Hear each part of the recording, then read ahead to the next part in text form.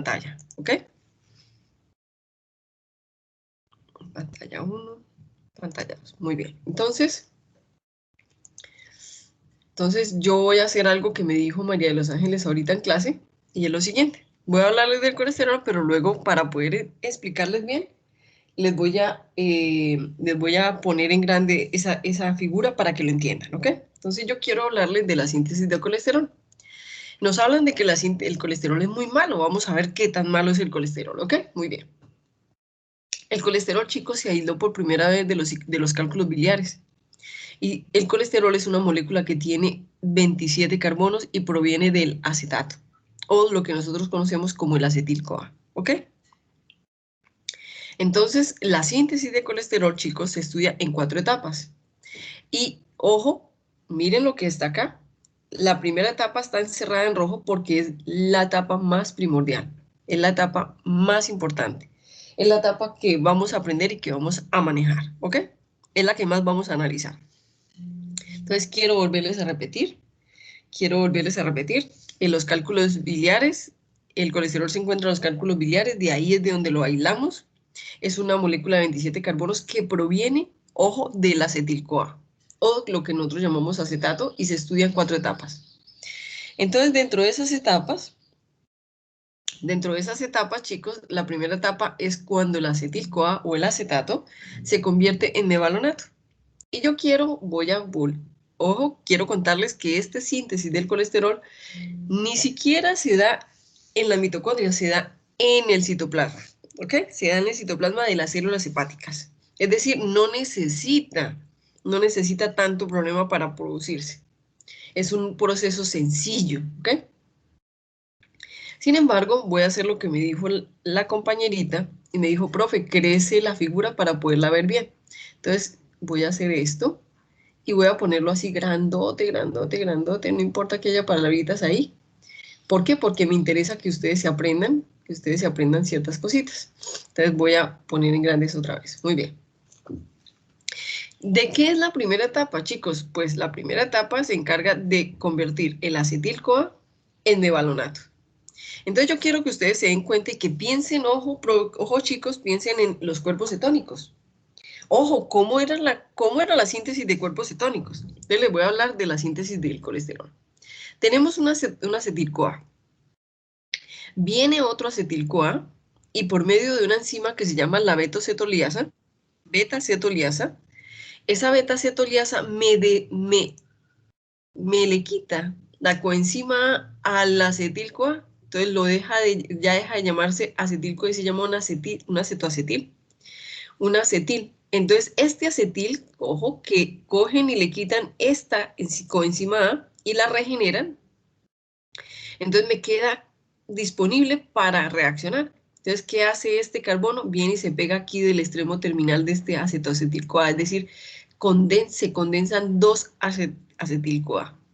Entonces ahí ya vamos con 2 acetil-CoA que se condensan por la acción de una enzima que se llama la beta-cetoliasa, regenerando la coenzima A de uno de las moléculas de acetil-coenzima A. Entonces, viene y ya tenemos un acetoacetil, es decir, un aceto que se pegó en el extremo terminal al acetil-CoA al regenerar la coenzima A. Entonces viene una tercera molécula, ojo, viene una tercera molécula y hace lo mismo. Se regenera la coenzima A, le quitamos la coenzima A y este carbono que está acá se pega del extremo terminal.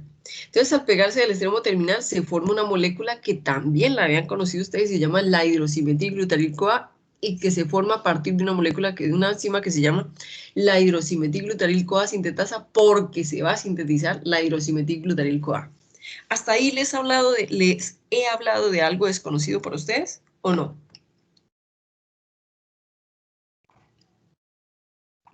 ¿Hasta ahí les he hablado de algo desconocido para ustedes o es algo conocido para ustedes ya? Chicos. No, profe, se parece mucho a Ya conocidos, profe. la acetona.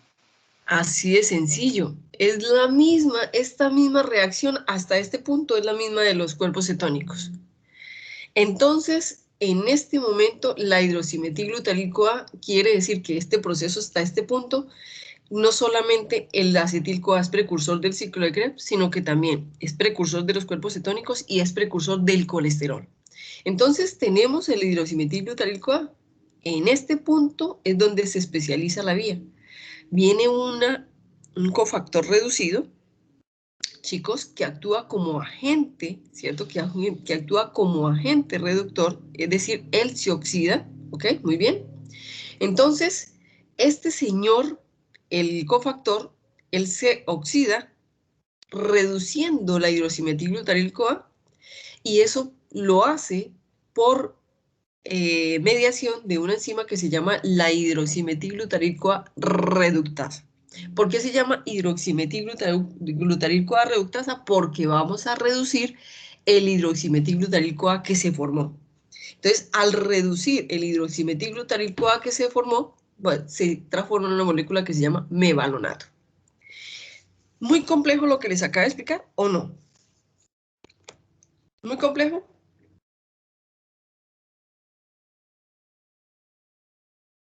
Chicos.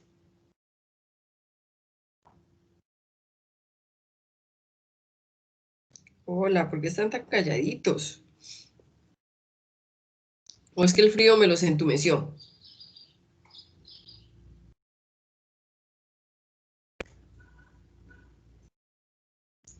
Hola. No, profe, analizando toda la información. Es que estamos en un parcial y entramos poquito tarde, entonces estamos todavía como centrándonos ahí. Bueno, sea lo que sea, no hemos empezado, no hemos avanzado mucho. Apenas vamos en la primera etapa, ¿listo? Entonces, quiere decir que yo quiero que les quede claro, el acetil-CoA no es solamente precursor del ciclo de Krebs, sino que también es precursor de los cuerpos cetónicos y del colesterol. Entonces, vamos a estudiar, vamos a salir y vamos a sacar. Espera que me escribieron un mensajito. Profe, buenos días, tengo problemas de audio. Ay, Laura Daniela, qué pesar. Entonces, problemas de audio es que... el micrófono. Pero me escuchas bien, ¿cierto? Ok. Perfecto. Eso es lo importante, Laura Daniela. Ok, muy bien, gracias. Entonces, eso quiere decir que yo lo que quiero que les quede claro es que el acetil-CoA se condensa, 13 acetil-CoA se condensan para formar una hidroximetilglutaril-CoA por medio de dos enzimas que se llaman la alfa-cetolasa y la hidroximetilglutaril-CoA sintetasa, que lo que hacen es regenerar la coenzima A. ¿Listo? Entonces, cuando ya tenemos la hidroximetilglutaril-CoA, que es un intermediario común entre los cuerpos cetónicos y el colesterol, viene una coenzima, una enzima que se llama la hidroximetilglutaril-CoA reductasa y reduce el hidroximetilglutaril-CoA convirtiéndolo a mevalonato por medio de un cofactor que es reducido, y él lo que va a hacer es que va a actuar como un agente reductor oxidándose. ¿Listo? Muy bien. Entonces, ¿qué quiere decir, chicos? Quiere decir que este señor hidroximetilglutaril-CoA se reduce para convertirse en mevalonato. ¿Por qué es importante y por qué es la etapa más importante y por qué es la etapa que ustedes se van a aprender? Chicos, ¿qué creen ustedes o qué harían ustedes si ustedes quisieran evitar que esta reacción se lleve a cabo? ¿Qué harían ustedes pensando en la salud del paciente? Piensen ustedes que ustedes son un cuerpo humano y ustedes van a decir, yo voy a hacer la reacción que no enferme este cuerpito en el que yo estoy trabajando. ¿Qué harían ustedes en ese caso, en esa reacción? Cuéntenme ustedes qué harían. Ya de lo que saben de bioquímica, ustedes ya pueden opinar. Entonces, ¿qué harían ustedes, chicos? No te preocupes, Tatiana, voy a llamar al final. ¿Listo? Lista, llamo al final. Profe, ¿puede repetir la pregunta que es que acabé de entrar? Claro que sí, no hay problema. Mira, vuelvo otra vez y explico. Tenemos, para formar el colesterol, para que el colesterol se forme, necesitamos de 3 moléculas de acetil-CoA. Profe, entonces primera conclusión. Los cuerpos cetónicos se forman cuando hay mucha disponibilidad de acetil-CoA. El colesterol se forma cuando hay mucha disponibilidad de acetil-CoA. Sin embargo, mi cuerpo necesita una mínima concentración de colesterol y una mínima concentración de cuerpos cetónicos. Eso quiere decir que no solamente el acetil-CoA es precursor del ciclo de Krebs, sino que también es precursor de los cuerpos cetónicos y del colesterol. Sin embargo, hay una similitud entre la formación de los cuerpos cetónicos y del colesterol. Si ustedes se dan cuenta, la primera, la segunda reacción hasta el tercer producto, no la primera y segunda reacción hasta el tercer producto, son comunes en los cuerpos cetónicos y en el colesterol. Entonces vuelvo y lo explico. Cogemos un acetil-CoA, otra molécula de acetil-CoA se le quita o se queda sin la coenzima A, entonces queda este enlace disponible para pegarse en el extremo metil terminal del acetil-CoA, se condensan las dos moléculas de acetil-CoA por medio de una enzima que se llama la beta-cetoliasa. Luego la otra coenzima A, otra acetilcoenzima A, regenera otra vez la coenzima A, quedando disponible para pegarse en el extremo metil del acetoacetil-CoA. Y cuando se han condensado los tres, ya se llama hidroximetilglutaryl-CoA, lo cual ocurre la condensación por medio de una enzima que se llama hidroximetilglutaryl-CoA sintetasa. ¿Por qué se llama sintetasa? Porque se está sintetizando, se está formando el hidroximetilglutaryl-CoA. Entonces, este hidroximetilglutaryl-CoA viene por medio de una enzima. Aquí ya nos dividimos de la formación de cuerpos cetónicos y solamente nos quedamos en colesterol.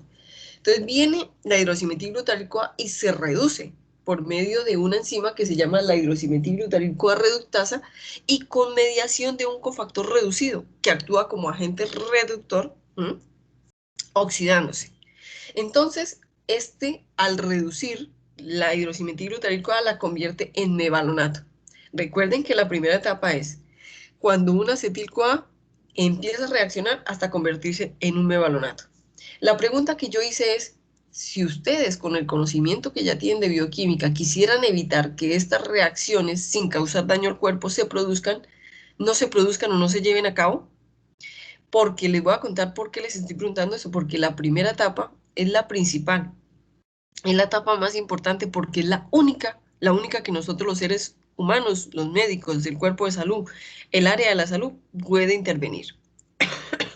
Si a partir de que se formen mevalonato, las reacciones para la formación de colesterol son tan rápidas que no se paran fácilmente. Eso quiere decir que es esta reacción la dominante.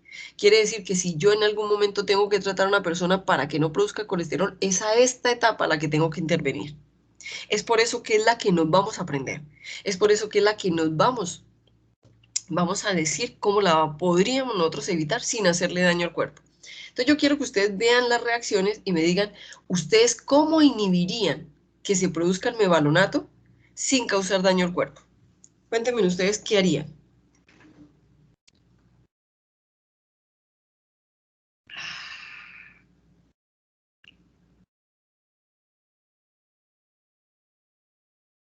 ¿Qué harían, chicos?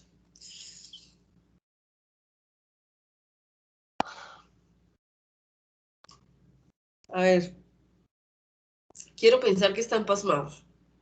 ¿Qué harían, chicos?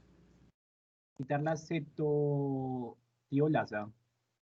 Pero colócale cuidado, Alejandro. Si tú inhibes la beta-acetoliasa, iba a decir alfa-acetoliasa, la beta-acetoliasa, inhibirías la producción de hidroximetilglutaryl-CoA, entonces ya estarías inhibiendo el cuerpo de tener cuerpos cetónicos. Y el cuerpo necesita cuerpos cetónicos. ¿Estamos de acuerdo? No, esa no es la opción. Yo no sé, pues yo me meto por lo de la síntesis pues de ácidos grasos, o sea, no consumo, pues que si no producimos tanto acetil-CoA, no hay tanto, pues no hay mevalonato. Mevalonato. Entonces, me parece que la persona que tiene eso le haríamos como una dieta, ¿no? Pero ojo lo que te voy a decir, Eliana. El acetil-CoA es importante porque el acetil-CoA es el precursor del ciclo de Krebs. Entonces yo no puedo inhibir o disminuir el acetil-CoA, sino, ojo, tengo que mirar es cómo evitar que se produzca tanto colesterol y si es necesario evitarlo. ¿Estamos de acuerdo? Entonces, la idea no es disminuir el acetil-CoA porque el acetil-CoA es el principal precursor del ciclo de Krebs y también es precursor de los cuerpos cetónicos. Y mi paciente o mi cuerpo, el cuerpo que estoy tratando, necesita tanto, hace tanto. Y sí, muy importante, es muy importante que él haga el ciclo de Krebs perfectamente, sino también es importante que tenga cuerpos cetónicos. En pequeñas proporciones, en las concentraciones necesarias, pero es importante que los tenga. Si yo inhibo la producción de acetil-CoA, estoy inhibiendo no solamente el ciclo de Krebs, sino los cuerpos cetónicos. ¿De qué otra forma lo harían, chicos?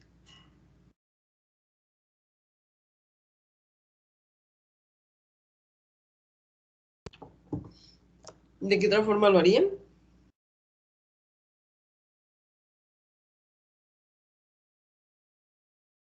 Cuéntenme. Profe, Dime. se inhibe la enzima hidroximetilglutaril-CoA reductasa. Excelente. ¿Quién fue la que me habló? Discúlpenme que no la vi. ¿Cómo, profe? ¿Quién fue la que me habló? Es que no vi el nombre de la que me habló. Yo, Lady Osorio. Ah, Lady, perfecto, Lady Dayana. Muy bien. Excelente. Entonces, claro, chicos, si yo no quiero afectar el cuerpo por lo necesario que es el ciclo de Krebs y por lo necesarios que son los cuerpos cetónicos en las concentraciones necesarias o normales, entonces yo lo que inhibo es la hidroximetilglutaril-CoA reductasa. ¿Cómo se inhibe la hidroximetilglutaril-CoA reductasa? Por medio de las mebiloninas o lo que nosotros conocemos como las estatinas, que se conocen en el comercio como Lipitor, atorvastatina, eh, lovastatina, entre otras. ¿Las han escuchado o no las han escuchado? ¿Las han escuchado o no las han escuchado, chicos? Sí, profe, y son medicamentos que se les administran a los pacientes en las horas de la noche. Exacto, entonces, ojo, ahora volví al tamaño normal la reacción. ¿Por qué nos vamos a aprender esta reacción? Porque la forma clínica o área de la salud por donde inhibimos la formación de colesterol es inhibiendo la hidroximetilglutaril-CoA reductasa. ¿Para qué? Para evitar que se forme el mevalonato. Después, chicos, de que se forma el mevalonato, no hay quien pare la formación de colesterol. ¿Entendido? ¿Lo entendieron? ¿Por qué va a ser la etapa más importante para ustedes?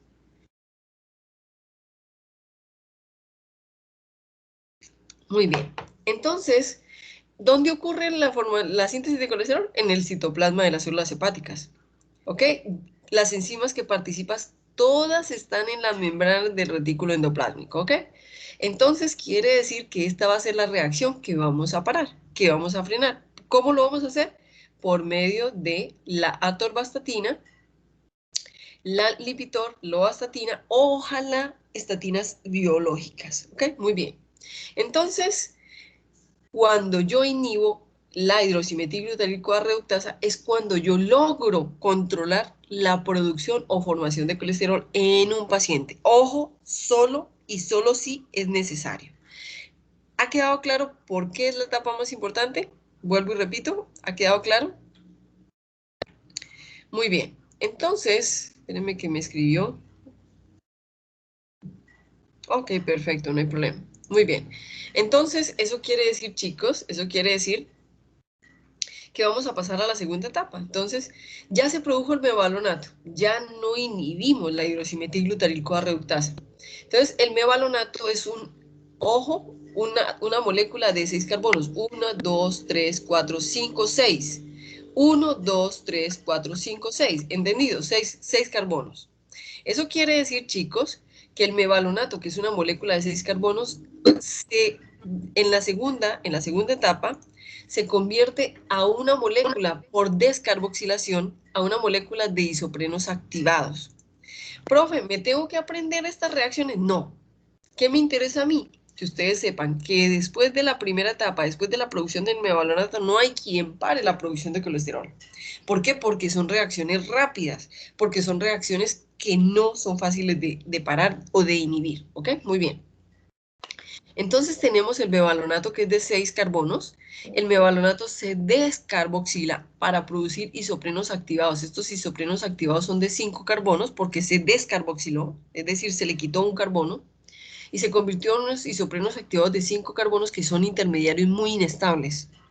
¿Eso qué quiere decir? Que son intermediarios muy inestables. Quiere decir que son intermediarios que ellos se producen y rápidamente son tan poco estables que ellos se convierten en sustratos de otras reacciones. Son en milisegundos, chicos, en milisegundos. Eso quiere decir que son intermediarios que no tienen una vida muy larga, muy prolongada en su existencia. ¿Cuál es la importancia de los isoprenos activados de 5 carbonos? Pues que ellos se llaman terpenos y tienen funciones especiales. Por ejemplo, en los arbolitos, en las plantas, en nosotros, ellos producen sustancias que son de 5 carbonos, por ejemplo, como el hule, el caucho, y nosotros la vitamina A, la vitamina D, la vitamina E y la vitamina K. Entonces, esos isoprenos activados son como la vitamina A, la vitamina D, la vitamina E y la vitamina K en nosotros, pero que en las planticas se conoce como la leche de caucho, como el hule, entre otras sustancias. Pero ojo, para poderlos obtener, para poderlos purificar, hay que sacar la reacción de la célula y hacer la reacción aparte. Listo, muy bien, para poderlos purificar. No es fácil purificarlos. Entonces ya tenemos los isoprenos activados, que es una reacción, un producto de la descarboxilación del mevalonato. Y pasamos a la tercera etapa, donde esos isoprenos activados se convierten en escualeno. ¿Cómo se convierten en escualeno? Pues muy fácil, entre ellos, isoprenos activados, se condensan 6. Eso quiere decir que 6 isoprenos, así como el acetil-CoA se condensó para formar la hidroximetil-butanil-CoA, los isoprenos se condensan 6 de ellos para formar una molécula que se llama el escualeno, que es altamente insaturada.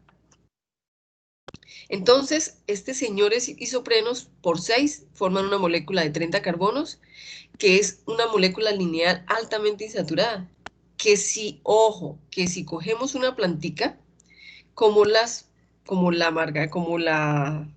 soya, como la oliva, como el girasol, ¿cierto? Podemos, como las palmas, podemos en esta reacción sacar este escualeno, y este escualeno es lo que nosotros conocemos como los aceites vegetales naturales, que son altamente insaturados. Por ejemplo, el aceite de oliva, el aceite de girasol, el aceite de palma, el aceite, entre otros. ¿Entendido hasta aquí, chicos, o no? La idea es que el escualeno es altamente insaturado, tanto en nosotros como en las plantas, pero son intermediarios que tienen una vida muy corta. ¿Entendido, chicos?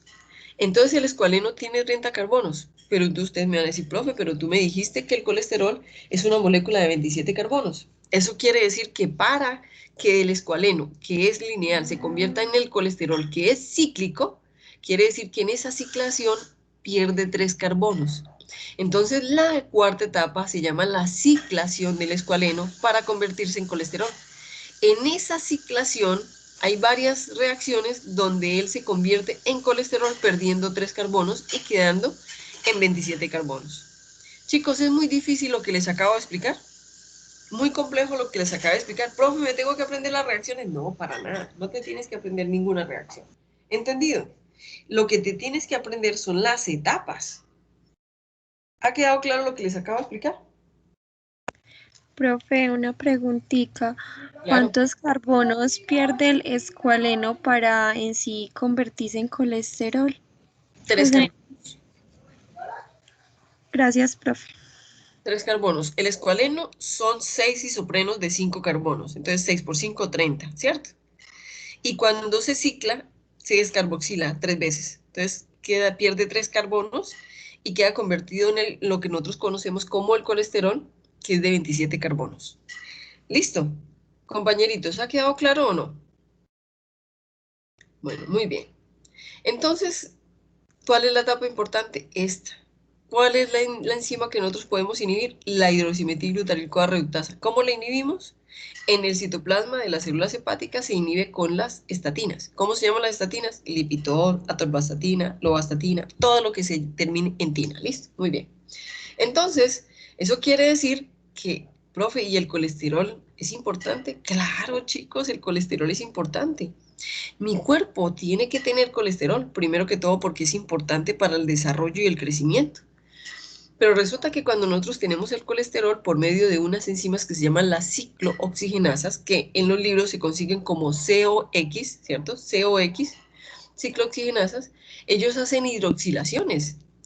Entonces, al hidroxilar, el colesterol se convierte en sales biliares. ¡Ah! ¿Cuáles son los sales biliares? Pues el colato y el glicocolato, chicos, que son derivados polares esteroides del colesterol. ¿Dónde se producen?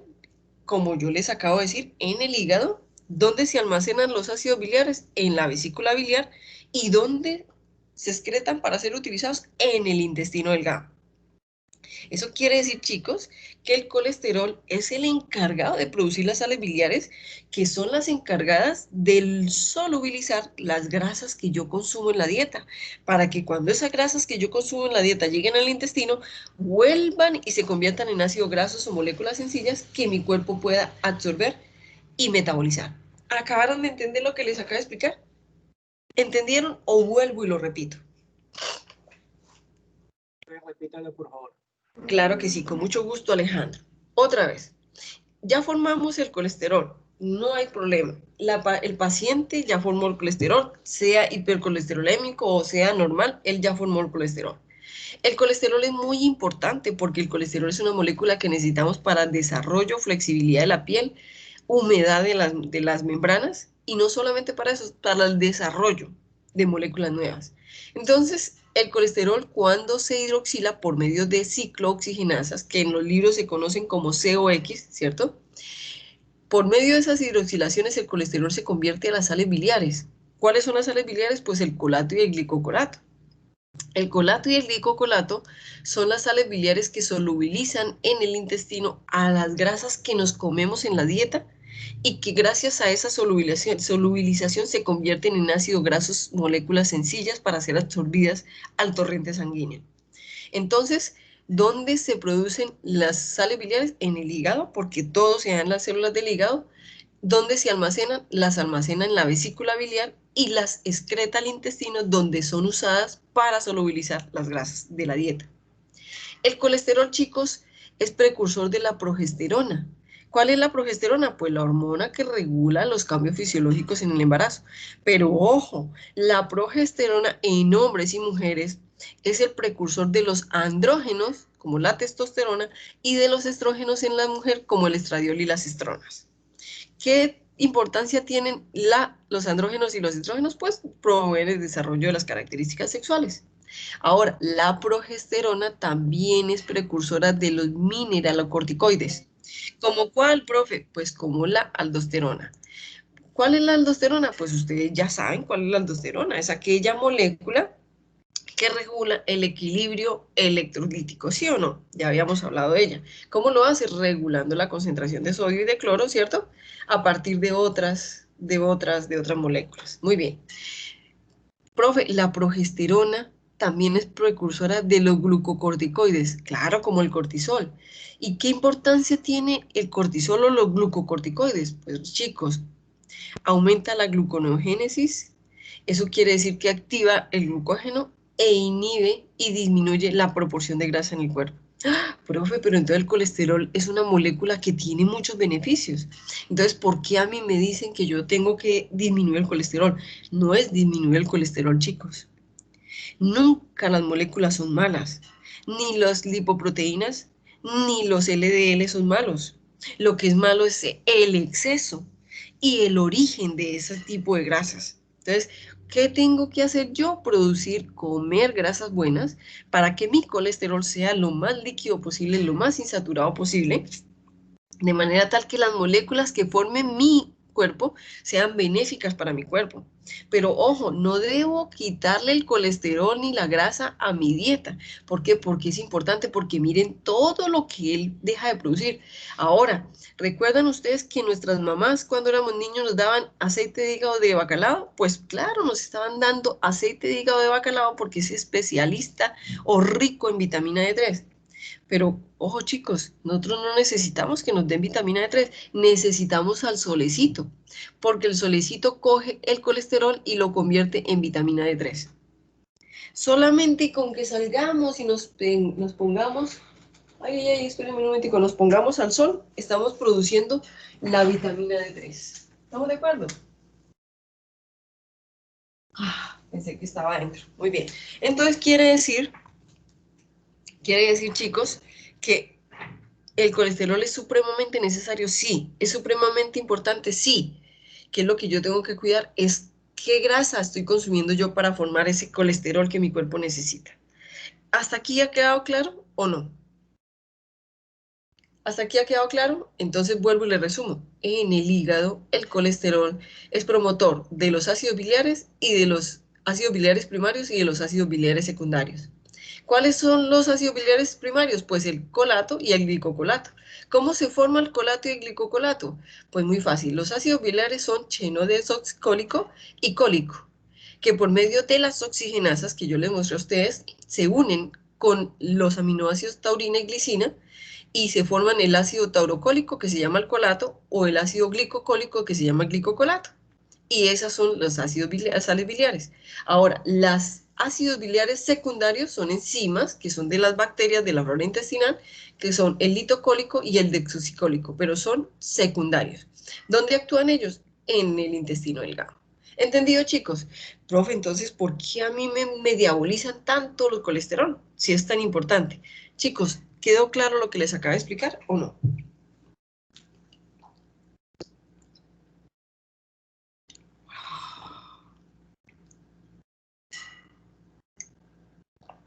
Chicos, muy bien. Entonces, quiere decir que el colesterol es muy importante. ¿Cuál es la importancia de la síntesis de colesterol? Esta belleza. ¿Qué es lo que yo voy a inhibir o a activar o simplemente voy a trabajar? La hidroximetilglutaricoa reductasa. ¿Por qué? Porque solamente inhibiendo la formación del mevalоnato, yo inhibo la síntesis de colesterol. ¿Entendido? Muy bien. Entonces, hemos terminado con el colesterol.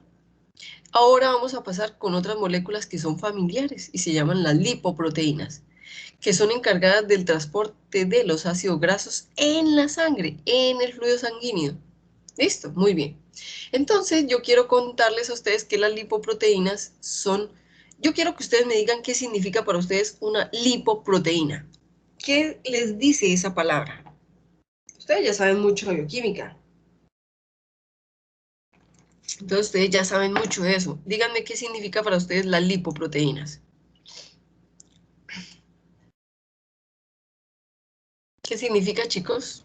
Profe, que es una macromolécula unida pues de proteína y lípidos. Muy bien, lo mismo que dijo Laura Daniela, proteínas a partir de ácidos grasos, no, es una asociación, como lo dijo la compañera. Ojo, Profe, y transportan y deben de transportar las grasas por el organismo. Ah, pero ya vamos para allá, ¿cierto que sí? Ya vamos para allá. Vamos a, Laura Juliana, vamos a ir un poquito más despacio, ¿listo? ¿Eso qué quiere decir? Ojo, ojo, las lipoproteínas son asociaciones donde se asocia un lípido con una proteína por medio de un enlace no covalente. Chicos, ¿qué quiere decir no covalente? ¿Qué aprendieron ustedes de los enlaces covalentes versus los otros enlaces, en este caso iónicos? ¿Cuál es la diferencia entre un enlace covalente y un enlace iónico?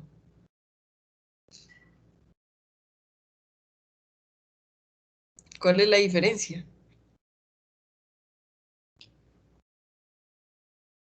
¿Es muy estable? ¿Es poco estable? ¿Se solubiliza? ¿No se solubiliza? ¿Qué aprendieron ustedes? Vuelvo y les digo. Los no covalentes no comparten electrones. Muy bien, y entonces al no compartir, ¿son más fuertes o más débiles?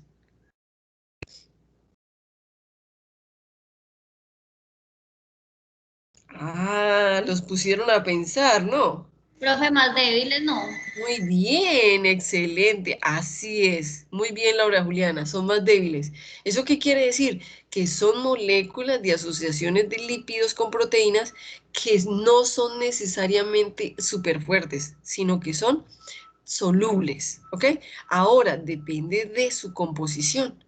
Yo quiero contarles a ustedes que una lipoproteína es esta molécula que ustedes ven acá. Hombre, ustedes dirán, hombre, primera vez que la profe nos muestra una figurita como las que nos muestran en biología, ¿ok? Biología, pero es que acá vamos a hablar Ah, qué vaina. Mayerlin se desconectó. Bueno, voy a tener en cuenta. Entonces, ¿qué quiere decir? Quiere decir, chicos, quiere decir que voy a mostrarles la lipoproteína. Miren, chicos, esto es una lipoproteína. Entonces, ojo con lo que les voy a decir. La parte interna está llena de moléculas, ojo, o de composición hidrofóbica. ¿Qué quiere decir? Colesterol, ésteres de colesterol y ácido graso. Y la parte externa, es decir, esta capita azul con estos fosfolípidos, ¿cierto? Esta capita azul se llaman proteínas. Son apoproteínas, fosfolípidos y proteínas, ¿ok? Entonces, esta parte interna es hidrofóbica y esta parte externa, que es esta capita, es hidrofílica. Por eso es que las lipoproteínas van por la sangre, gracias a que esta capita azul, que es hidrofílica, las ayuda a transportarse fácilmente por la sangre. ¿Entienden por qué? Claro, si fueran una gotica de grasa, ellas no fueran solubles en la sangre, que es acuosa. En cambio, esta capita azul hace que ellas fácilmente se integren a la sangre. Entonces, estas lipoproteínas son las que nosotros conocemos muchas veces como transporte de los triacilgliceroles o triglicéridos. ¿Dónde están los triacilgliceroles? Chicos, aquí en el interior, estos son los triacilgliceroles. ¿Los ven? ¿Entendido, chicos, o no? Muy bien. Entonces, tenemos, ojo, más comunes son 4 lipoproteínas. 4, las más comunes son 4 lipoproteínas. La primera, chicos, se llama los kilomicrones. Y a los kilomicrones yo los defino como una gotica de grasa. Esa gotica de grasa, ¿de dónde proviene? De todos esos alimentos. Mire, este es el tapete del infierno para mí. Este es el tapete del infierno porque me encantan. Pues este plato, ¿no? Lo de abajo no, lo de arriba. Para mí el piso del infierno está tapizado de papitas a la francesa. Entonces, ¿qué quiere decir, chicos? Los kilomicrones son esas goticas de grasa que provienen generalmente de la dieta, generalmente del tipo de grasa que yo consumo. ¿Qué es una gota de grasa? Pues lógicamente una gota de grasa es como cuando tenemos una gota de aceite en el agua, supremamente hidrofóbica. Entonces ella forma aglomerados, ¿cierto? Porque no es amante del agua. ¿Qué significa una gotica de grasa? Pues triacilgliceroles, colesterol y ésteres de colesterol. ¿Qué significa la gota de grasa? El núcleo de esta belleza que está acá. ¿Entendido? ¿Les ha quedado más claro o no les ha quedado más claro? Estos son los famosos kilomicrones. Estos son las goticas de grasa. Chicos, ¿ustedes alguna vez han visto una gota de grasa? ¿Ustedes han visto, por ejemplo, como yo le decía ahorita a la compañera María de los Ángeles en la clase anterior, lo que utilizan los viejitos o algunas personas para fritar, que se llama manteca? ¿Han visto la manteca o no? Sí, profe. Eso quiere decir que ustedes sí han visto grasa, grasa pura. La diferencia es que esa grasa, esa manteca que nos vienen a nosotros, nos la venden hidroxilada y por lo tanto es un poquito más suave, o a veces no es tan hidroxilada y se atiesa, ¿cierto? Muy bien. Entonces, ¿qué hacen los viejitos? Cogen una cuchara, cogen y parten eso con una cuchara y lo meten al aceite porque el calor lo derrite, es decir, lo fusiona. Por eso es que cuando en nuestros cuerpos nos van a hacer una liposucción, primero calientan la zona, es decir, fusionan un poco ese sebo, esa manteca, y luego la aspiran, y eso es lo que se llama liposucción, ¿ok? Muy bien. Entonces yo quiero que ustedes sepan que los kilomicrones son esas goticas de grasa. Algunas veces, si alguno de ustedes ha tenido la oportunidad, una persona les ha dicho, oiga, mire, es que tengo un granito en la piel, debajo de la piel, y yo lo toco y él se deforma, pero no me duele. ¿Algunas veces han visto ese efecto? Y usted le dice, ah, sí, usted lo toca y él se deforma. Se llaman gotas de grasa. Esta gota de grasa, que se vienen y se almacenan en los tejidos periféricos y alguna vez muy cerca a los tejidos periféricos como la cara, la espalda. Y son goticas de grasa, que son esos granitos que usted oprime y son maleables, pero que no duelen ni causan rasquiña, simplemente están ahí. Entonces usted va donde el médico y el médico le dice, ah, yo se lo quito. Entonces el médico llega, abre, le aspira la grasita y ya, y salió la grasa. Otra Profe. gotita, dime. O sea que, por ejemplo, la fibrosis, pues ya que hablamos de la lipo, también podrían ser kilomicrones. ¿Las qué? ¿Las qué? La fibrosis después, por ejemplo, de una lipo o así que se forman como los grumitos de grasa. Digamos que sí, pero eso más que llamarse fibrosis, eso se llama es ateromitas, es decir, deposiciones de adipocitos. ¿Listo? Porque, ojo con lo que te voy a decir, hay un término que se llama la fibrosis, que es cuando algunas moléculas o líquidos viscosos en nuestro cuerpo se convierten en fibras. Y a esa fibrosis nosotros la reconocemos como la fibrosis quística o la fibrosis, hay otra que se llama la del útero, ¿cómo es que llama la de las mujeres? Y esas fibrosis no son patologías muy fuertes, entonces tiendes a confundir la palabra de la patología con los ateromitas o las pequeñas deposiciones de grasa, ¿sí me entiendes? Sí, profe, ya entiendo. Ok, y para nosotras las mujeres se llama poliquístico, ovarios poliquísticos. Esas fibrosis son las que nos dan en los ovarios a las mujeres y que muchas veces no nos afectan mucho, nos da mucho dolor, muchas hemorragias, ¿cierto? Entonces, no es bueno confundir la palabra fibrosis con esas deposiciones de grasita. ¿Listo? Muy bien. Entonces, ¿eso qué quiere decir, chicos? Eso quiere decir que ustedes han conocido una gotica de grasa, sí, díganme quién no se ha sacado un barrito y le ha salido una pepita totalmente sólida. Algunas veces salen líquidos, bueno, eso sí, pero algunas veces salen sólidas. ¿Han sacado pepitas sólidas que ustedes las tocan y son sólidas o no? Sí, profe. Ah, muy bien, entonces eso es lo que se llaman gotas de grasa y se llaman kilomicrones. ¿Ha quedado más claro? Muy bien, dime. Y esto también está relacionado con las que le salen a los recién nacidos. ¿Me repites otra vez que se te interrumpió? Que estas kilomicrones también están relacionados con los que le salen a los recién nacidos. No te entiendo lo que me estás diciendo porque cuando me dices con lo que le sale, entonces como no eres específica, no te entiendo bien, discúlpame. Profe, que a los recién nacidos, pregunta Manuel. Pero, ¿qué es lo que me está preguntando? Porque como no está siendo específica, ella me dice con lo que le sale, pero ¿qué es lo que le sale? Profe, los recién nacidos cuando nacen, algunos nacen también con lo que tú dices, con muchas pepitas así que parecen grasas en las caritas, en las manitos. Ah, ya te entendí, claro, esos son formas, oiga, pero ¿sabes una cosa? Muy bonito lo que acabas de decir, ¿sabes por qué? Porque gracias a esas formaciones, ese bebé ha podido formar todos sus tejidos. Es decir, esos son los rezaguitos, los residuos que han quedado de la formación de esa formación de los tejidos. Mira, cójanse la piel, chicos, y piensen que la piel es flexible, es húmeda y es bonita por el nivel de colesterol que tiene, por el nivel de grasa que tiene. En el momento en el que tú le quites la grasa a la piel, la piel se cuartea, se solidifica y se cuartea, porque es el colesterol el que le da esa humedad, esa flexibilidad que la hace bonita. ¿Entendieron lo que les acabé de decir? Entonces, es muy bonito porque todo eso que tú ves en un recién nacido son residuos de todo el proceso que él ha tenido de formación ¿cierto? En el útero, ¿o no? Chicos. Sí, profe. Bueno, muy bien. Entonces, eso quiere decir, chicos, que vamos a tener cuatro lipoproteínas más comunes. Los kilomicrones, que yo les digo que son una gotica de grasa, que yo creo que yo debo tener bastantes porque yo como mucha papita a la francesa. Los lipoproteínas de baja densidad, que por su nombre en inglés o su nombre reconocido en inglés se llama Very Low Density Lipoprotein, lipoproteínas de baja densidad. Las LDL, que se conocen como la Low Density Lipoprotein, baja densidad, y las HDL, que son alta densidad, High Density Lipoprotein, lipoproteínas de alta densidad, ¿ok? Entonces vamos a hablar de ellas.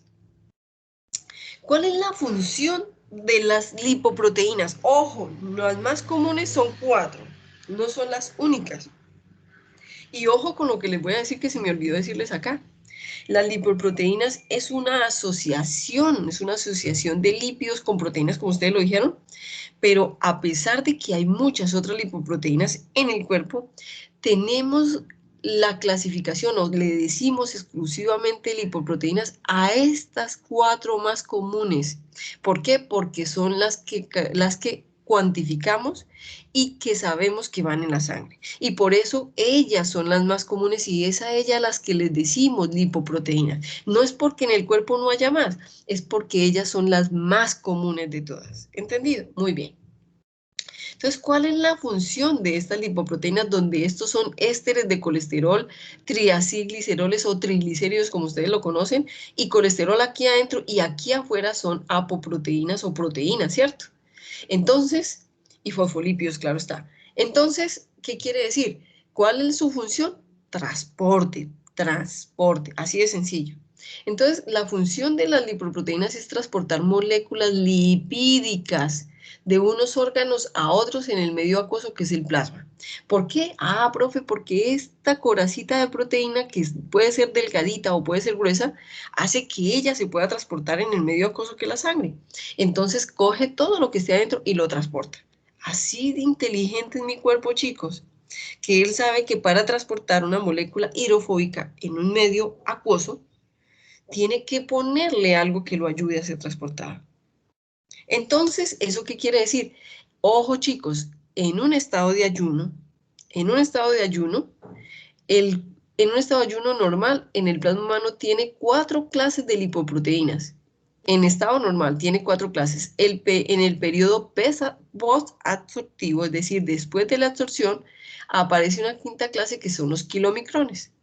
Pero a pesar de que el plasma humano tenga 4 lipoproteínas, las más comunes son 3, VLDL, LDL y HDL. ¿Por qué? Porque son las que cuantificamos en la sangre. Y después de que hemos absorbido, aparece la 5ª, ¿cierto? Pero que también es una de las 4 más famosas que llaman los kilomicrones, que son las goticas de grasa. ¿Hasta aquí ha quedado claro o no? Chicos, ¿claro o no claro?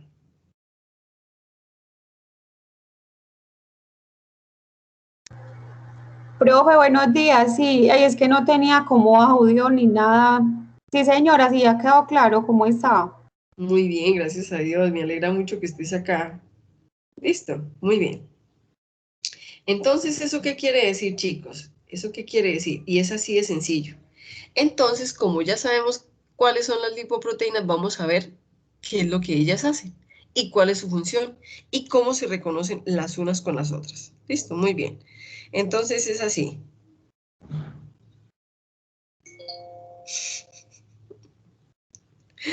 Entonces es así.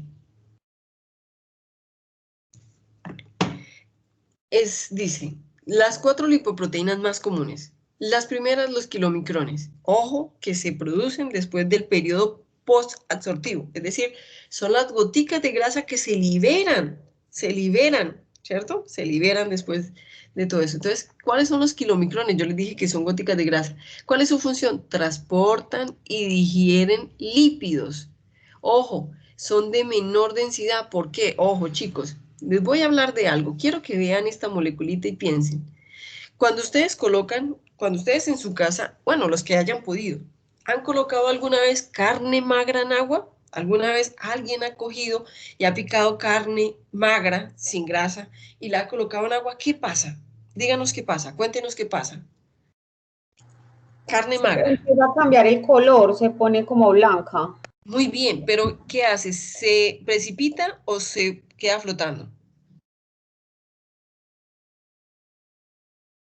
¿Se va para el fondo o se queda flotando? Se va para el fondo. Así de sencillo. Gracias, Daisy Tatiana. Perfecta esa respuesta. ¿Qué quiere decir? La carne como tal, la fibra de la carne son proteínas. Quiere decir que pesa. Pero si ustedes ponen aceite, chicos, que es grasa, ¿qué hace la grasa? ¿Flota o se precipita? ¿Flota o se va para el fondo? Flota. Muy bien, Daisy. Perfecto. Eso quiere decir que pesa muy poquito. ¿Ok? Pesa muy poquito. Muy bien. Entonces, quiero contarles que las lipoproteínas, el núcleo es de grasa y la coracita, el caparazón es de proteínas.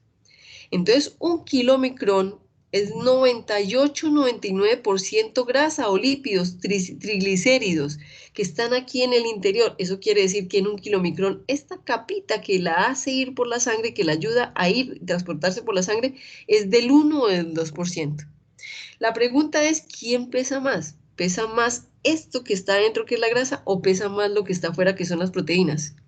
Pesan más las proteínas. Entonces, al ser 98% grasa, su peso es muy poquito. ¿Entendieron lo que les acabo de decir?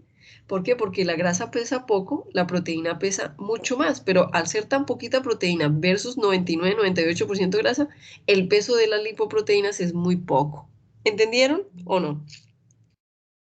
Sí, señora. Muy bien, entonces eso quiere decir, chicos, eso quiere decir que se consideran como gotas de grasa con una capa delgada de proteínas, una capita delgadita de proteínas. Se encuentran en el intestino por la dieta y se absorben al torrente sanguíneo y son transportados a los tejidos periféricos y allí una lipasa libera los ácidos grasos, es decir, quita esa pequeña capita de proteínas. ¿Entendido? Entonces, chicos, pues lógicamente aquí tenemos una gota de un kilomicrón, que es una gota de grasa. ¿Por qué? Porque miren la capita tan delgadita que tienen acá. Listo, muy bien, esto es un kilomicrón. Pues resulta que cuando una lipoproteína ya no es un kilomicrón, sino de baja densidad, es decir, una VLDL, entonces ya la proporción de ácidos grasos, de grasas del interior es mucho más bajita y la caparazón es un poquito más gruesa. Entonces, el hecho de que tenga una caparazón más gruesita pesa más, porque la proteína pesa más y la grasa es menos, entonces también pues deja más espacio. Entonces, ¿dónde se producen los VLDL? Se producen en el hígado con los triglicéridos, ¿cierto? ¿Cuál es su función? La función de los VLDL es llevar a los kilomicrones hasta los tejidos periféricos. Es decir, estas bellezas son las encargadas de llevarme las goticas de grasa, dejármelas en los tejidos periféricos y se forman los tejidos adipocitos. Los adipocitos, que son tejidos o acumulación de grasa. ¿Entendido? Entonces ustedes dicen, es que los VLDL son los encargados de formarme las gallinitas, de formarme los gorditos. Entonces ellos son los que llevan a los kilomicrones hasta el tejido periférico y los almacenan. Entonces los ácidos grasos se liberan de la misma forma que los kilomicrones y forman lipoproteínas de baja densidad. Cuando ya ha cumplido su función, forman las LDL. Muy bien, entonces vienen las siguientes LDL. Si las VLDL tenían un menor núcleo de grasa y más proteína, pues las LDL tienen mucho menor núcleo y mucha mayor caparazón de proteínas. Por lo tanto, van a ser más pesadas que las VLDL. ¿Listo? Entonces, las proteínas de baja densidad o LDL, Low Density Lipoprotein, son las principales transportadoras del colesterol sanguíneo. Pero ojo, ¿a dónde lo llevan? Movilizan los ésteres de colesterol del hígado hacia los tejidos periféricos. Es decir, la LDL transporta las VDL y los VDL a los kilomicrones a los tejidos periféricos. Y los lípidos predominantes en las LDL son ésteres de colesterol que contienen ácido graso insaturado. ¿Listo? Como linoleato. Ahora vamos a hablar de la cuarta molécula lipoproteína que es común, que son las HDL, que generalmente en clínica le dicen los buenos, ¿cierto? Las escobitas, el colesterol bueno. Entonces, ¿por qué le llaman colesterol bueno? Porque, ojo, ¿cómo es su estructura? El 55%, más de la mitad de esta estructura es de capa azul. Eso quiere decir que es muy pesada. Quiere decir que el 55% son proteínas y por lo tanto la hace más pesada. Quiere decir que este porcentaje amarillo es del 45% o menos. Eso quiere decir que las HDL son más pesadas, pero ¿cuál es su función? Transportar el colesterol y los ésteres de los tejidos periféricos hacia el hígado. Es decir, que los HDL son los que van y cogen esos tejidos adipocitos, ese tejido adiposo que yo almacené o que me almacenaron las VDL, las LDL o los kilomicrones y lo coge y lo lleva al hígado para ser transformado en otras moléculas. ¿Cuáles moléculas? Compañeras, pero ustedes ya lo vieron, todas estas. ¿Dónde? En el hígado. Es que ese hígado es muy importante, hombre. Muy bien, entonces, ¿eso qué quiere decir? Durante su paso por el torrente sanguíneo, ellas barren, atrapan excesos de colesterol. ¿Qué hacen? Cogen y se lo llevan del hígado, de donde estén, al hígado. Y el hígado los transforma en moléculas importantes para nuestro cuerpo. ¿Entendido? Muy bien. Entonces, por eso se llaman los triglicéridos buenos. ¿Por qué? Porque ella coge todo lo que tengamos de colesterol y lo arrastra al hígado para que el hígado lo convierta en otras moléculas. Yo quiero contarles que los kilomicrones tienen una densidad muy bajita, los HDL tienen una densidad muy alta. Quiere decir que los kilomicrones no pesan, las HDL pesan mucho, pero miren cómo son con el tamaño. Las HDL son pequeñitas, pero pesan mucho. Los kilomicrones ocupan bastante espacio, pero no pesan. Es ahí donde entendemos, chicos, por qué si una persona mide 1,70 metros o 170 centímetros, pero hace mucho músculo, hace mucho ejercicio, quiere decir que él fortalece mucho sus proteínas, por lo tanto él va a tener mucha fibra, mucha proteína fibrosa, como el colágeno, como otras proteínas en el cuerpo. Esas proteínas ya trabajadas, ya muy fibrosas, pesan demasiado. Usted puede tener una persona de 1,70, súper musculoso, súper pesado, y puede tener una persona de 1,60 que no pese, no tenga sus músculos de la misma forma, pero que sea gordito. Y muchas veces puede ser más pesado la persona de 1,70 que la persona de 1,60, y no porque no sea gordo, sino porque la fibra pesa más. Las proteínas, que son los que componen la fibra, pesan mucho más que la grasa. ¿Entendieron lo que les acabé de decir o no? ¿Entendieron? Sí, profe. Muy bien. Entonces, vamos a hablar de las anormalidades clínicas que tiene el colesterol. Entonces, yo antes de hablarle de las anormalidades, quiero contarles que todas las lipoproteínas son importantes, Entonces, resulta que cuando nosotros estamos en el exterior de la célula, hepática, tenemos los ésteres de colesterol, que son estos. Entonces, los ésteres de colesterol, para que mi célula sea capaz de pasar al interior los ésteres de colesterol y convertirlos en otras moléculas, ¿cierto? Entonces, los ésteres de colesterol tienen que ser protegidos por una molécula de LDL, porque recuerden que la función de los LDL es coger, ¿cierto? Escoger a las moléculas de colesterol y transportarlas. Una cosa es que su función sea cogerlas y almacenarlas en el tejido adiposo, y otra cosa es que, ojo con lo que les voy a decir, los receptores que tenemos en la membrana plasmática de la célula se llaman receptores LDL. ¿Qué quiere decir? Hombre, que no reconocen sino a los LDL. Quiere decir que no es del todo cierto que los LDL son malos. Ahora, quiere decir que no tenemos que tener un exceso de LDL, pero que tenemos que tener LDL sí, porque son los encargados de coger el colesterol y pues meterlo a la célula por medio de endocitosis o engullición, ¿cierto? Engullen, ¿cómo lo hacen? Pues estos receptores de LDL, cuando sienten que el LDL viene, forman una fosilla revestida. ¿Qué es una fosilla revestida? Este huequito que lo ponen con receptores de LDL que hacen que por endocitosis la molécula de LDL que está protegiendo el colesterol pase al interior de la célula, y en el interior de la célula una cantidad de enzimas lisosómicas y endosómicas hacen que ella libere el colesterol que tiene adentro para ser convertido en otras moléculas. ¿Entendieron lo que les acabo de decir? ¿Eso qué quiere decir? Que en las células los receptores de colesterol se llaman receptores LDL. ¿Listo, chicos? ¿Entendieron o no? Muy bien. Entonces, quiere decir, chicos, que vamos a empezar a hablar de las anormalidades clínicas. Y yo les expliqué esto por una razón específica. Usted me va a decir, profe, pero es que los receptores LDL no son una anormalidad clínica. El receptor es el que hace que mi célula sea capaz de dejar entrar el colesterol. ¿Cierto que sí?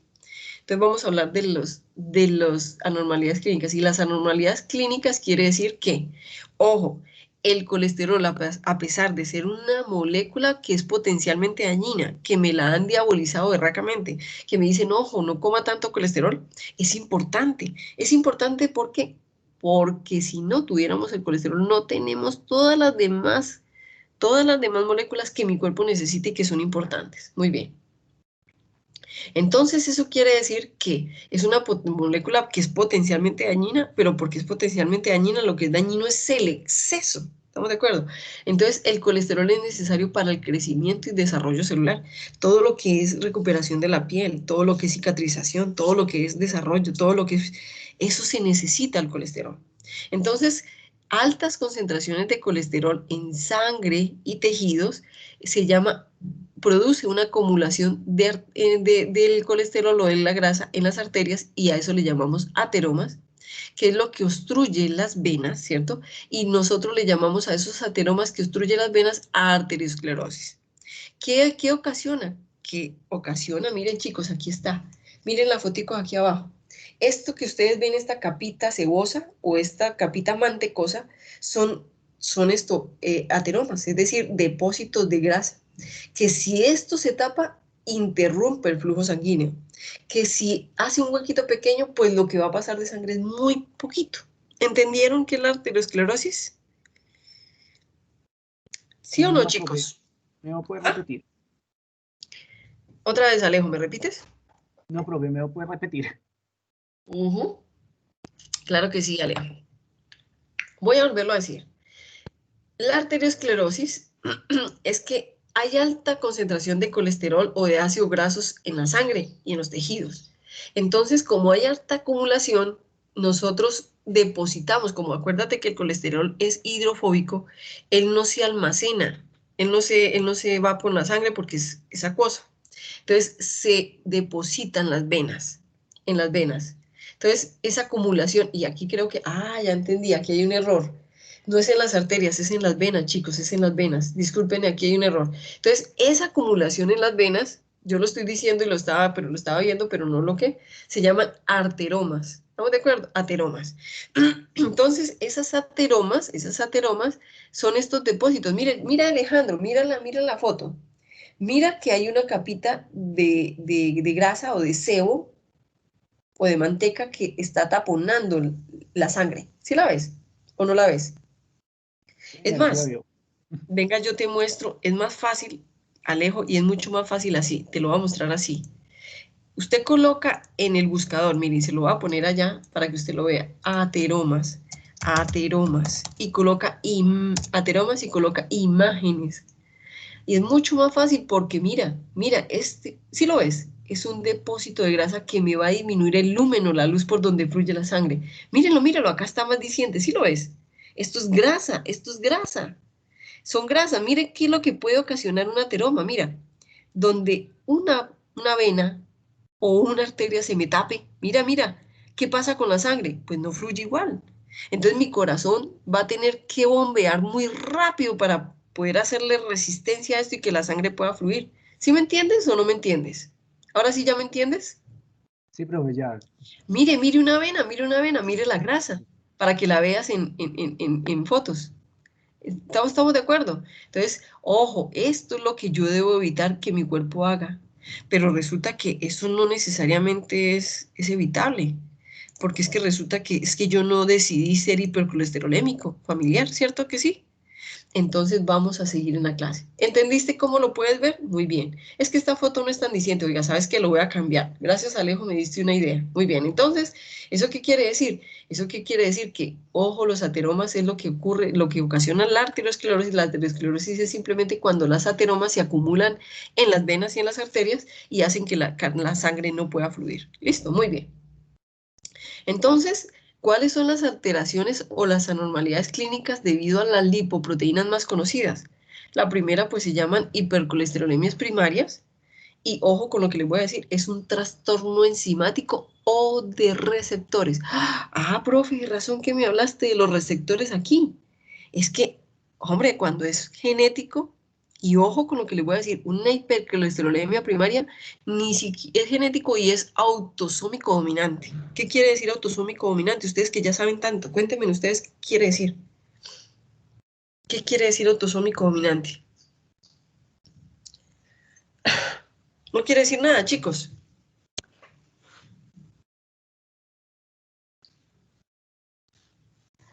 Uy, definitivamente ese parcial los dejó a ustedes muy pasmados. ¿Qué quiere decir? Profe, ahí me entiende. Es que tengo Ahora problemas con el micrófono. ¿Me está escuchando bien? sí, te estoy escuchando súper bien. Gracias, Laura Daniela.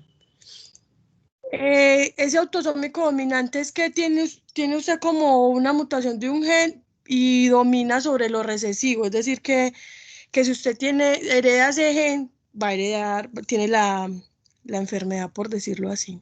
Y también lo expresa, ¿cierto? Tiende a expresarlo. Entonces, la hipercolesterolemia primaria son trastornos enzimáticos o de receptores. ¿Qué quiere decir? Es que la persona puede no comer mucho colesterol, puede no comer mucho colesterol y va a ser hipercolesterolémica. Entonces, profe, ¿y entonces cómo se hace para que la Profe, persona... Dime. y de hecho, pues les quería compartir algo que, como yo estoy en una unidad coronaria, es muy triste lo que uno ve de la vida. Por ejemplo, uno se le llega al paciente obeso, con unos hábitos de vida y de alimentación pésimos, y llega el paciente que monta bicicleta, delgado, que se ha cuidado siempre, y tiene esa hipercolesterolemia familiar, y al uno le hacen cateterismo, al obeso, y sale bien, y al otro se va para cirugía cardíaca porque tiene las arterias totalmente obstruidas. Sí, eso es triste, ¿sabes? Y lo más tenaz es que son cuerpos bonitos, supremamente atléticos, y usted los ve y son hipercolesterolémicos. Muchas de las personas, y gracias Laura Daniela por lo que estás diciendo, muchos de los hipercolesterolémicos son atletas que hacen go o run. ¿Por qué? Por salud, porque desde niño les ha tocado hacer deporte para poder mediar con esa hipercolesterolemia. Muy bien. Entonces, ojo, las hipercolesterolemias primarias son trastornos enzimáticos o de receptores y las hipercolesterolemias secundarias son, ojo, adquiridas. Mucha ingesta, alta ingesta de lípidos y sustancias que promueven su síntesis. ¿Eso qué quiere decir? Que yo posiblemente, no mentiras, por las papitas a la francesa, no mentiras. Entonces eso quiere decir que vamos a hablar de las hipercolesterolemias secundarias, ya como las que son adquiridas por la ingesta, y las primarias como las que son familiares o son genéticas. Cómo se puede presentar? Puede ser un trastorno enzimático o un problema de los receptores LDL, que como no me pasan el colesterol a la célula, no se convierte en otras cosas, sino que se queda en la sangre. Y por lo tanto, eso hace que yo tenga altos niveles de colesterol en la sangre. Ahora, si se carece totalmente de receptores LDL, quiere decir que el colesterol va a ser mayor a 7 miligramos por mililitro, es decir, 700 miligramos por mililitro. Valores normales son de 150 a 200. Y a esto es a lo que nosotros le llamamos hipercolesterolemia familiar. ¿Ok? Entonces, chicos, pero aunque no lo crean, y me lo va a decir Daniela, la única forma de regular la hipercolesterolemia familiar, una persona puede ser delgada, pero puede ser obesa en sus venas. ¿Por qué? Porque tiene hipercolesterolemia familiar. O una persona puede ser delgada, pero puede estar haciendo una hipercolesterolemia secundaria debido a la ingesta de malas grasas. Entonces, eso quiere decir que yo como regulo una hipercolesterolemia primaria, se puede regular primero con, ¿cierto? Con la inhibición de la enzima, como ustedes ya lo hicieron, como ya lo vieron, o, ojo, si es por LDL, pues hombre, poniendo ese colesterol que se me acumula y que se me queda en la sangre, a hacer otro papel. Porque ustedes se dieron cuenta que el colesterol no solamente me proporciona otras sustancias, sino que también, chicos, es obtenido a partir de acetil-CoA. Hombre, pues si a mí se me acumula el colesterol, yo tengo que hacer algo para que ese colesterol se convierta en otra molécula, por ejemplo, en energía. Entonces, yo sé que si yo hago mucho deporte, el ciclo de Krebs va a necesitar mucha energía, va a producir mucha energía, y por lo tanto, entonces tengo que quemar ese colesterol. Entonces, por eso es que la mayoría de los hipercolesterolémicos que son familiares, que son pacientes conscientes, se vuelven deportistas y muchos de ellos se convierten en maratonistas. Entonces ustedes dicen, hombre, pero es que, me acuerdo tanto que hace poco pasó aquí en Medellín, dicen, es que iba ganando, iba en la maratón, era un súper deportista, y de un momento a otro, ¡pop!, cayó, muerte súbita. Entonces, hombre, ustedes dicen, sí, ¿qué le pasó? Hombre, esa muerte súbita no es una muerte como dicen de repentino, no, chicos, muchas veces esas personas son hipercolesterolémicas. Muchas veces, al ser hipercolesterolémicas, ellos hacen deporte para pelear contra su propio cuerpo que hace los ateromas, ¿cierto? Para evitar que su propio cuerpo haga los ateromas. Entonces tienen una fluidez de la sangre muy limitada. No es igual a cualquier otro maratonista. Y aparte de eso, no solamente tienen el problema de la hipercolesterolemia, sino que ellos se exigen demasiado a veces en las maratones. Entonces hacen que esa fermentación de la glucosa no se vaya directamente a acetil-CoA, sino que se forme el ácido láctico o el lactato, lo que engarrota al corazón, y el corazón tiene que hacer fluir esa sangre, y aparte de eso, como tienen ateromas, ese corazón necesita fluir fuertemente, pero como está engarrotado, eso se llama un infarto cardiorrespiratorio. Entonces, ¡pum!, cayó. Y dicen, no, es que se murió de insofacto, se murió de muerte súbita. Chicos, la mayoría, muchas de las personas que hacen run, ojo, que son pacientes conscientes, son hipercolesterolémicos, para que ustedes lo sepan. ¿Cómo lo hacen? Ojo, la mejor forma de yo mediar una hipercolesterolemia familiar para que no me afecte tanto es haciendo deporte. Pero ojo, que mi deporte sea consciente y no sea exagerado. ¿Entendido? Laura, ¿tienes algo que aportarnos ahí? ¿O no? ¿O está bien? Muy bien. Chicos, en No, conclusión. profe, que pues sí es todo lo que usted dice que sucede en esas personas y sobre todo ahora se ve muchísimo infarto ya en la gente joven, cosa que era más bien poco, Rara. pues que pasara, era raro, pero ya después de los 38, 35 años están haciendo cateterismos, se implantan estenes. Exactamente. ¿Pero por qué? Porque es que es un gen dominante. Entonces, una vez ya estando en el gen, ya se le pasa a toda la familia. ¿Listo? Muy bien, chicos. Y ya para terminar, bueno, ya vimos todo lo que es colesterol. Yo quería empezar hoy con esto, les voy a ser sincera. Yo quería empezar hoy con el ciclo de Krebs. ¿Por qué? Porque hace parte del tema que tenemos en el programa. Pero resulta que hemos visto los carbohidratos o polisacáridos, hemos visto los lípidos, ¿y cuál de estas moléculas nos falta para llegar al ciclo de Krebs? Entonces, ¿cuál molécula nos hace falta, chicos? Son 4, pero nosotros en la dieta no tenemos sino 3. Entonces, ¿cuál de esas 3 nos falta? Las proteínas. Muy bien, así de sencillo. Entonces resulta que como chicos, yo les pregunté a sus compañeros que ellos qué querían, que si yo pasaba al ciclo de Krebs y luego nos devolvíamos a proteínas, y ellos me dijeron que viéramos las proteínas. Entonces voy a ir con ustedes tal y como voy con ellos para yo poder llevar un ritmo de lo que les enseño, ¿cierto? Entonces yo lo que les quiero demostrar es que hoy empezábamos con el ciclo de Krebs, vamos a dejar un poquito el ciclo de Krebs y quiero mostrarles que ya hemos visto esto, que es la glucólisis, ¿cierto? O gluconeogénesis en la verde, en la dirección verde. Los lípidos, que los lípidos me pueden formar piruvatos, ¿cierto? O me pueden, del piruvato yo también, si tengo mucho exceso de carbohidratos, puedo formar lípidos, ¿cierto? Los lípidos se beta-oxidan, ¿cierto? Los ácidos grasos se beta-oxidan, me forman acetil-CoA, pero yo también puedo hacer síntesis de ácidos grasos, ¿cierto? Que es la línea verde. Y de aquí nos faltaría esta que es la proteína. Las proteínas se convierten en aminoácidos, los aminoácidos se transaminan o se desaminan para convertirse en acetil-CoA, pero ellos también pueden volverse a sintetizar, ¿cierto? Si me queda exceso de desaminación o amonio sobrante de la desaminación, se convierte en una molécula que para mí es tóxica, entonces mi cuerpo lo detoxifica por medio del ciclo de la urea, ¿cierto? Entonces, y mi cuerpo coge los aminoácidos de las proteínas de la dieta y los convierte en ácidos nucleicos o nucleótidos, que son los que me forman esa cuarta molécula que no vemos tan importante en bioquímica, pero que sí es muy significativa en biología.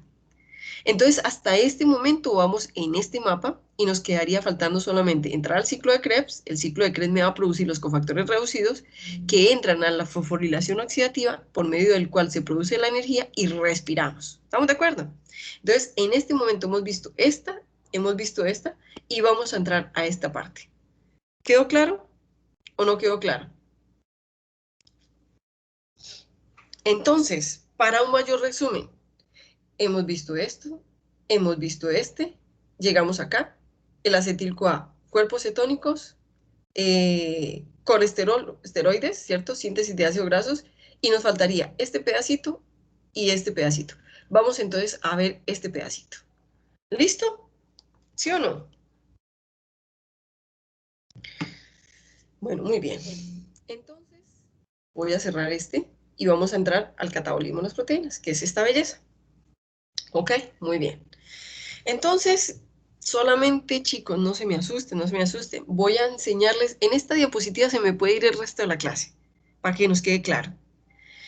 Chicos, ¿qué pasa cuando nosotros consumimos las proteínas de la dieta? ¿Qué hace nuestro órgano hueco que se llama tracto digestivo? Espera que me falta. Tracto digestivo. Espera que me falta una palabrita ahí. Órgano, tracto digestivo. Tracto digestivo. Bueno, no me acuerdo. Me falta una palabrita ahí. ¿Qué hace nuestro órgano hueco? Que el órgano hueco está, como ustedes lo aprendieron en la finalización del semestre pasado, desde la boca hasta la... ¿Qué hace mi órgano hueco con las proteínas de la dieta? Cuéntenme ustedes. Profe, que pues tenemos como unas enzimas y Ajá. entonces nos van a descomponer como esas proteínas. Sí, muy bien, excelente. Entonces lo primero que hacemos es una descomposición mecánica, que se llama morderlo, ¿cierto que sí? En esa mordida, esa descomposición mecánica, nosotros pasamos por el órgano hueco que se llama el exófago, que va hasta la válvula sifoide, llega al estómago, y en el estómago, chicos, hay una hormona que se llama la gastrina, que se segrega cuando yo como. Entonces esa gastrina induce la formación de peptidasas o proteasas que están en el estómago y donde sea en la pared de las paredes gástricas. Entonces en el estómago empieza la hidrólisis, ojo, la hidrólisis de las proteínas, ¿ok? Entonces las proteínas se hidrolizan, ojo, hasta convertirse en aminoácidos. Dime. Terminan convirtiéndose en aminoácidos en el intestino delgado, para que al llegar al intestino delgado los aminoácidos puedan ser absorbidos y transportados a la sangre. ¿Listo? Uy, espérenme chicos que se me quedó sin oxígeno el computador. ¿Listo? Entonces, ya le puse oxígeno al computador. Entonces, ¿eso qué quiere decir? Quiere decir que en este momento estamos en el intestino delgado, ¿cierto? Hemos pasado a la sangre y tenemos los aminoácidos sencillitos. Esos aminoácidos sencillitos van hasta el hígado. Oiga, es que ese hígado hace de todo. Van hasta el hígado y en el hígado, ojo con lo que les voy a decir, se catabolizan, se degradan. Lo que vamos a llamar desaminación o transaminación. ¿Entendieron lo que les acabo de decir? ¿O muy complicado?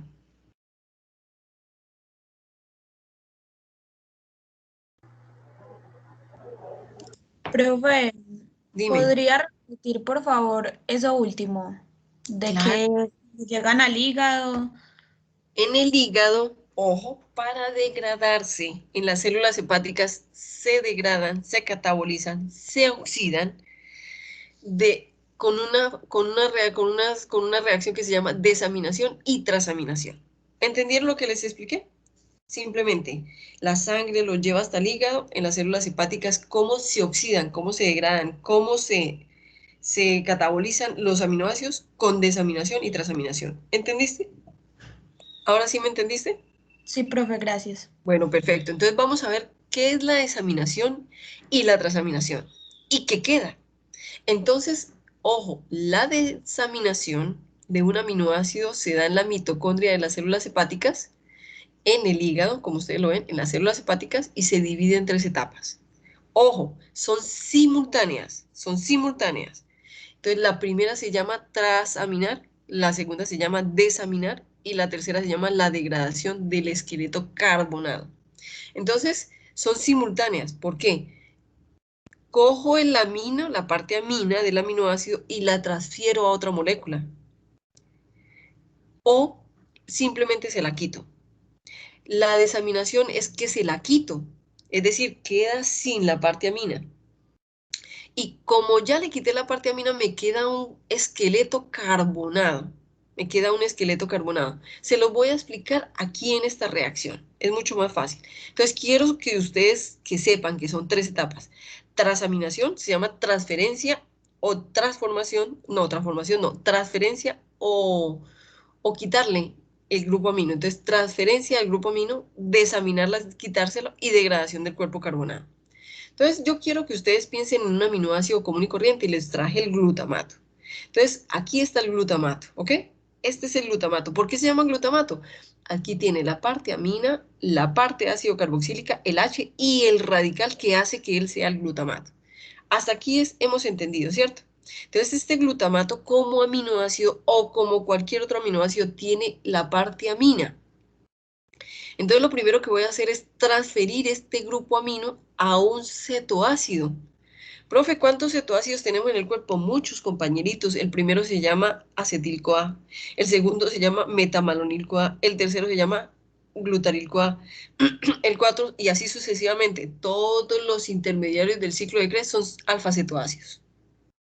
Entonces, hay muchos alfa-cetoácidos que están disponibles para aminarse cuando un aminoácido se desamina, sí. Hay muchos que están disponibles, ¿ok?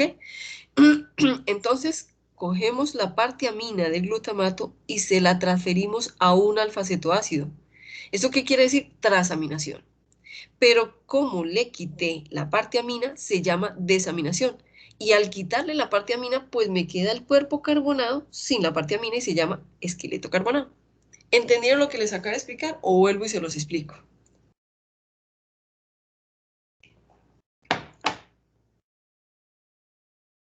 Chicos, ¿entendieron o no entendieron?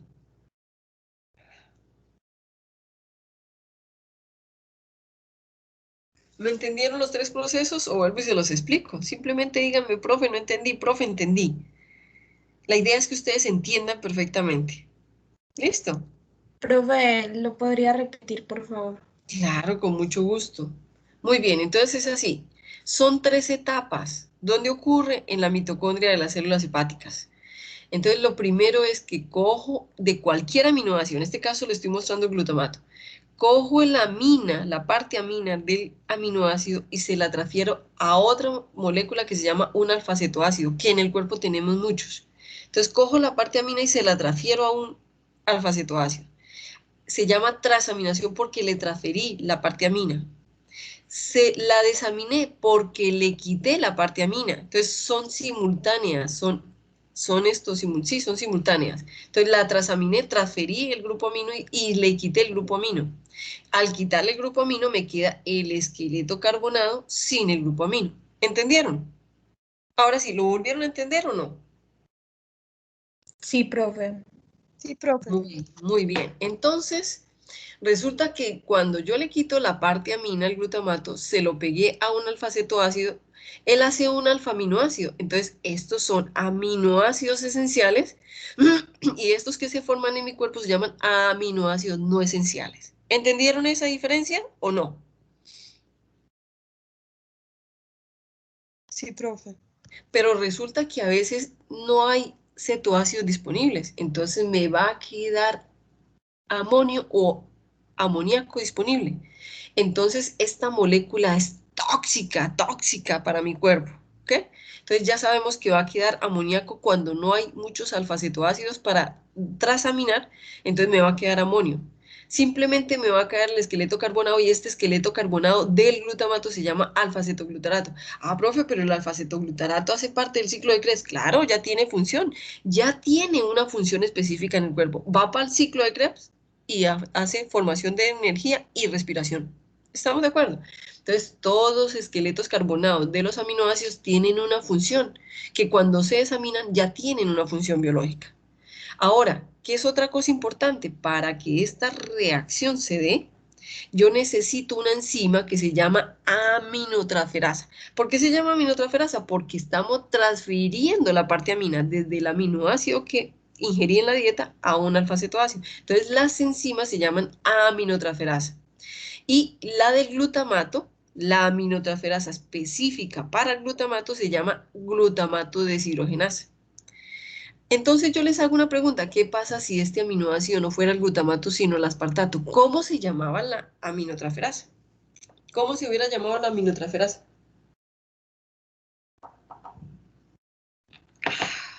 ¿Cómo se hubiera llamado, chicos?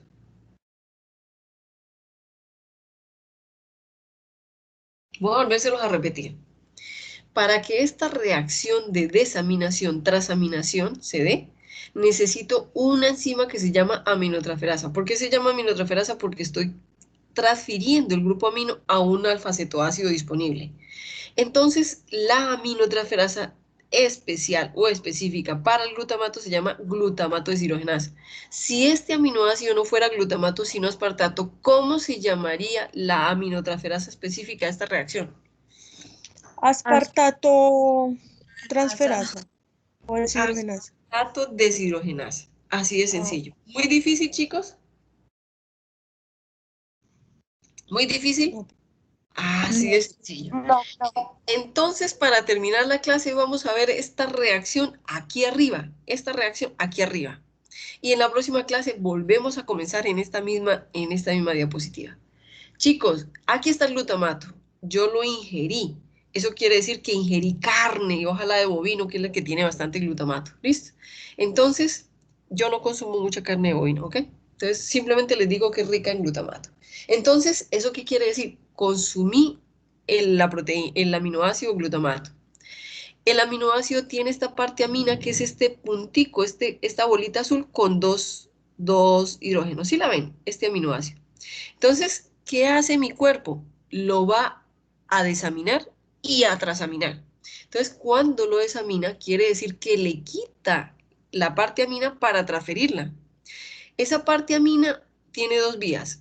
O se transfiere a un grupo o un alfa-cetoácido y forma otro alfa-aminoácido que no es esencial, que mi cuerpo lo produce, o